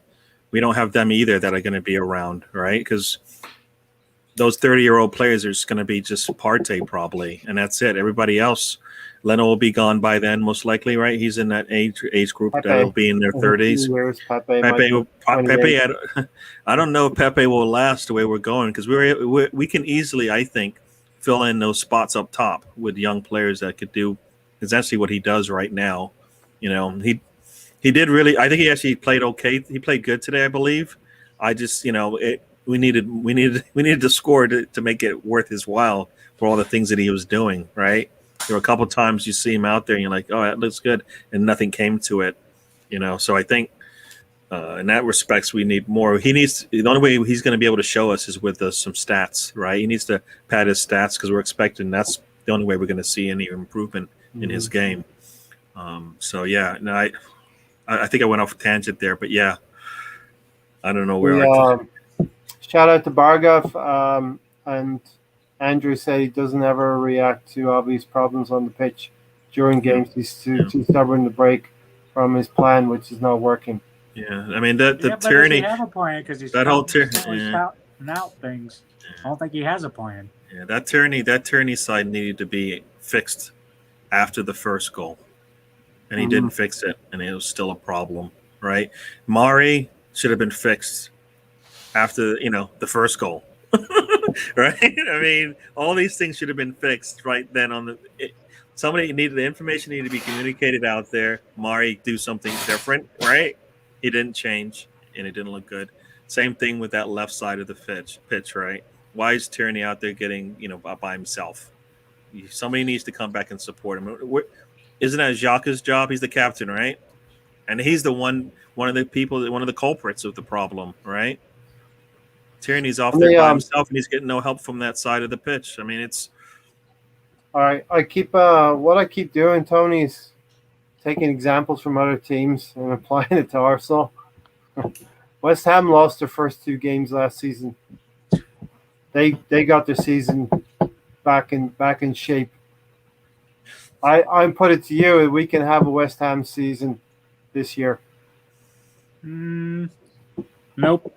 How quickly do these players drop tools? They did it for Emery. Arteta's even a worse manager. He'll be dropping tools soon. Like I said, he'll be gone by the second international break, the first week of October. That's a really interesting point, though. Let's see if Everton ever give their legend Arteta the job. Do you think, how many clubs or what clubs do you think would have given Arteta the job if he was a free man and they were looking for someone to fill their post? Probably just Everton. And now with the experience of Arsenal behind them? No, before. Nobody would have given him a job with an experienced staff in the house, right? If you're looking at, that's why Everton didn't even look, right? Look at the 2 managers they've gotten, right? Yeah. All experienced managers have done it, right? They don't have time to wait for somebody to figure it out, right? Gary, I was going to say something to that West Ham comment that you brought up there. The West Ham game that we won, right? Remember that? I was concerned. You were concerned of how that game ended. Yes. This is not the same situation with the way we're playing. All right. We're not finishing off this game looking at, all right, well, you know what? We've got, if we can play the way we ended this match, we'll be better for it. All right. That's not the way. That's not where we are today. In that West Ham match, the way they were playing at the end, we were like, you know what? we're lucky we got the 3 points. We got out. Yeah, we were right? lucky to get away with that so game. Totally different situation. It'd be nice to say, yeah, but that's, just look at past history and it kind of backfires on you. Mm-hmm. And will Arteta grow from this one? He's been showing us that no, it's nothing. He's not learning from past experiences how things need to go. He needed to make a drastic change at halftime, right? We always a lot of people complained about Emery when he came out of halftime and he made a significant change to the lineup, right? Did he get it wrong? Maybe he did, but you know what? The fix worked most of the time, right? Whatever he was expecting to come out of the game, it actually happened. It changed the way the game was played. We didn't change anything come out of halftime. Yep. We didn't switch tact at all. Sam, good point here. I think we played better than last week. I think we all saw flashes of something decent today. We played better than last week against a more difficult team. We will come with. I'm not sure about getting a point next week, but I think we get through this international break. We look at what the window is in the next 9 days. We have to get someone else, another player in. That's obvious to all of us as well, and we see where we go from there. Let's take up a point that Stan has here. We got to call out Saka. He didn't play well today because, Gary, I think we're playing him back into the first team. I don't think that's entirely true. Yes, there are some parts to that, but he was bombing forward, so there's no reason why he couldn't bomb back as well. So I wouldn't say that. Defensively, he's better than that for sure. Everybody knows that. Mentally, maybe he's not there, and that's why it looked like that today. But a fully fit Saka would be able to do the things Saka. But Saka moving forward was doing good things. So obviously, it's nothing. It's nothing about how he was feeling. Whether he was game ready or nothing like that. Because you saw him moving forward, and it looked really good. So defensively, he just needed to come back. He didn't actually have to do that much. He just needed a presence there because they had nobody. James is running free on that right hand side of their offense, right? Yeah. So for me, it's he didn't have a good game, and it's okay to say that, right? Neither did Tierney. Tierney's you can't play 1 against 2. It just doesn't work. You can't. You have to trust your defender inside of you. You cannot do his job for him as well. He went. I believe he went to the nearest danger, and I'll keep saying that. He went to the danger was coming through the middle, and that's why he's because they were playing poorly. You don't leave the most dangerous spot on the pitch wide open and then go, you know what? Well, I'm going to my position, and that's where I stand because it looks silly. Right? This is a consequence of us being down 5 first-team players, Gary. Right? You make an excuse after excuse for this. You're making excuses for Kieran Tierney. No, that's what makes Wednesday dangerous. We're all making excuses today. All the players out. We're all making excuses today, right? You screamed at me. How dare you? I'm not making any excuses. We're passionate. We're passionate here. Hey, I think we should round it up here. There's not really a lot more to say. Bad day at the office. Matt, no Don Juan today? Oh, yeah. Give us the Don Juan. I already gave it to you anyway earlier in the podcast. I told you who it should be. You can't pick. So do you just want to say it, Ray? So then we don't have Tony's job is lost. This is a dictatorship. It's not a democracy. To Tony Don Juan. Who gets man in the match, Tony? Same person I gave it to last week. Sambi. Yeah. No arguments here, right, Gary? Yeah. I like him, and what's scary is when Partey comes back. Will he get to play? Will he get a shirt? Right. That is a great question because I'm asking myself: are we 1 injury away from Granit Xhaka playing, or are we 2 injuries away from Granit Xhaka playing? And it looks like we're 1 injury away from Granit Xhaka playing. Matt, what's your gut telling you with Partey? When Partey's fit, who's his partner? You hesitated too long. I think we know who it's going to be. I think there's no question about your silence spoke volumes. Yeah, it should be Sambi. Should be. But yeah, it should be, Sammy. I don't think, with both of those fit, Xhaka should be near the starting lineup. Because, Partey can play deeper and let Lokonga go forwards and ball carry. He can play that role. So I don't see any reason why Xhaka would be playing if you got both of those fit. Mm-hmm. Wasn't it Sambi's long pass out to the right to Pepe? Oh, right? yeah. That was just like right there for him. I mean, we didn't get anything out of it, but that's what you're gonna get. That's what we want. All of so, the good so things, much more mobile. All of the good things we did, and apart from Pepe, he did a couple of good things. All of the good things we did emanated through Lokonga today.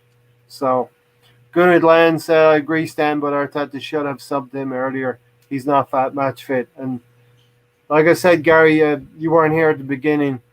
We are suffering because of the internationals that we have in our team.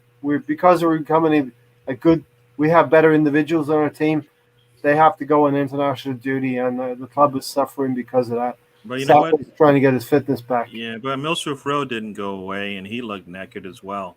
I mean, that one play towards the end of the match where he just lost the ball. I mean, you could see him. He knew he had to get back, but he just lost the ball, and you're like, that just was too easy for him to just come up and just take the ball off you like that. So I think he was tired too. So I don't know. I mean, the manager is the one that's supposed to know whether or not his players can go a full 90, and if he doesn't know that about Saka, then that's the problem. Andrew, fear not, Martin Odegaard is coming. I'm enthused about that and what we know that he can give us moving forward. So hopefully Emile Smith-Rowe is not going to be in the danger zone. Saka is not going to be in the danger zone. But we do worry about the minutes. This season, Saka cannot be the majority minute holder outside of Bernd Leno. But he will be. Final thoughts, Tony? Final thoughts. Still not good enough. We should have got a new manager. Should have gave somebody else the keys to his transfer. Hopefully we get some more midfielders in this week. We need more players before the window closes. I want to be optimistic, but I'm not with Arteta. This is a quote Riddy has supplied. I'm not enthused about this quote. We want a team of individuals who want to fight and face challenges. That sentence is flawed, Matt. That is terrible. A team of individuals. It's not great, is it? I mean, it's not the best constructed sentence, or it's not great, is it? Let's put it that way.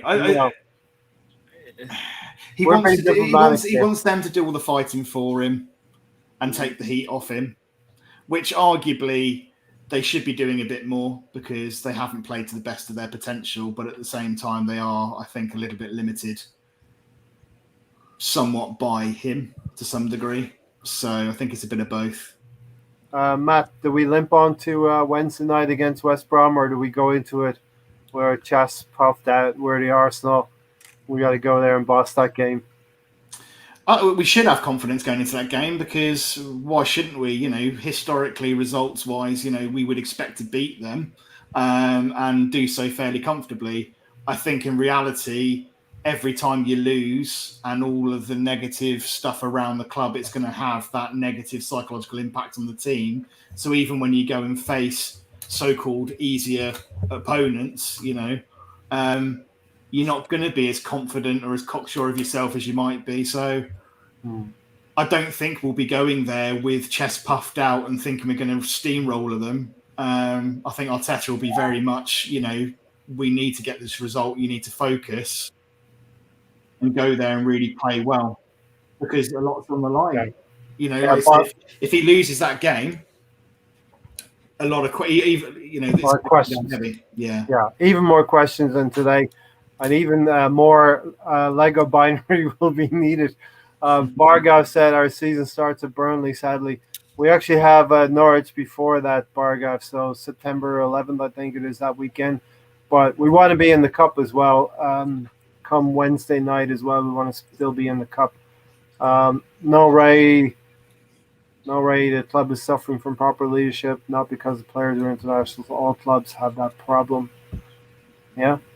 We should have sacked Arteta at the end of last season. True. And Carl Cummings wants Arteta out. The Kroenke's out, actually. Arteta's poor man management skills.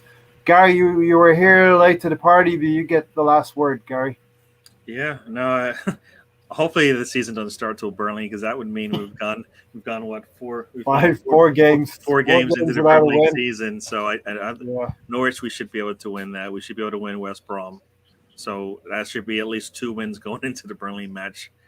That's what it should be, at least 2. And if not, if we can do better, then that's great. Arteta's got a lot of things to work on. They got to get that visa situation sorted for Martin, right? Yeah. And then hope some of these players will come back. I think Aubameyang. I mean, it's weird when they ask him questions about Aubameyang and he doesn't have the answers. And you're like, well, that's your star player. You should know who he's going to come into the match and how long he's going to play for, right? I mean, the guy you spent a lot of money on him. If you don't know what's, so those are little things that he should know already. It shouldn't be. Yeah, last year when he had malaria, he said he's only good for 10 minutes. So he should know now. Yeah, so poor that we're having to go through this. Listen, I think it's short-term pain, hopefully long-term gain. Yeah, I right now it's not even.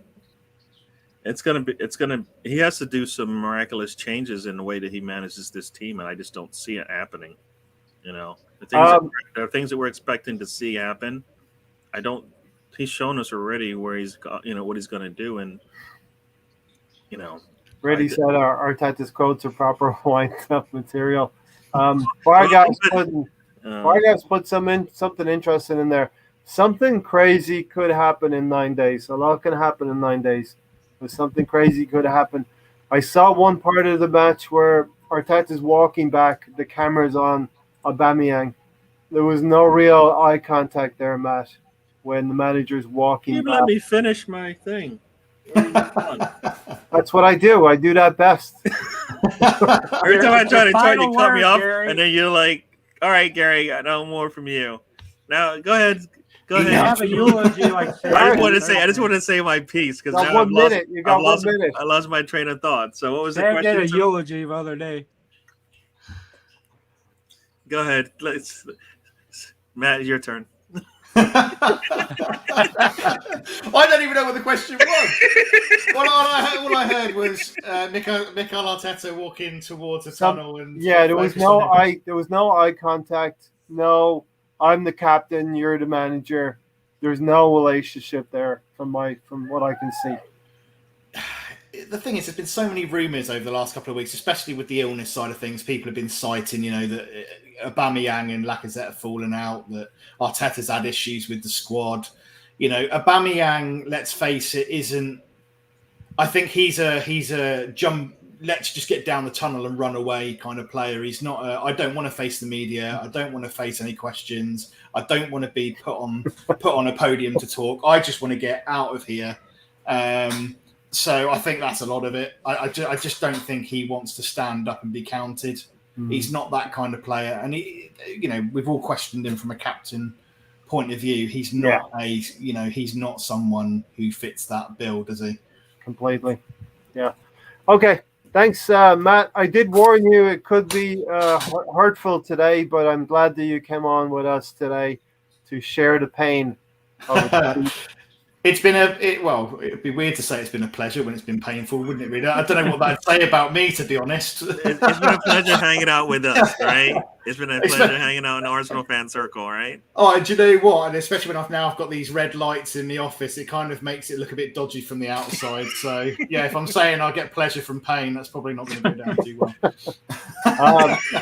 We'll have you, of course, Matt, we'll have you again. Tony.